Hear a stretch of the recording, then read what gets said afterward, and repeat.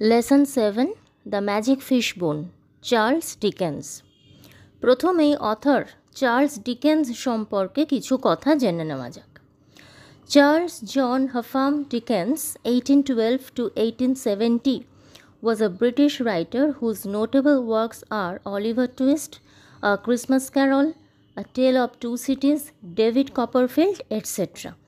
Charles Dickens, যার পুরো নাম আমরা চার্লস ডিকেন্স হিসেবে এনাকে জানি, তো এনার পুরো নাম হলো চার্লস জন হাফাম ডিকেন্স। জীবনকাল 1812 থেকে 1870। ইনি ছিলেন একজন ব্রিটিশ লেখক, যার উল্লেখযোগ্য কাজগুলির মধ্যে অন্যতম হলো Oliver Twist, A Christmas Carol, a Tale of Two Cities, David Copperfield ইত্যাদি।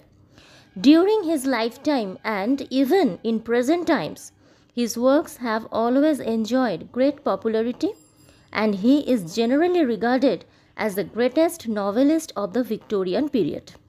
তার জীবনকালে এবং এমনকি বর্তমান সময়েও তার কাজগুলি অসম্ভব জনপ্রিয়তা লাভ করেছে এবং তিনি বা তাকে মনে করা হয় ভিক্টোরিয়ান পিরিয়ডের সব থেকে মহান ঔপন্যাসিক।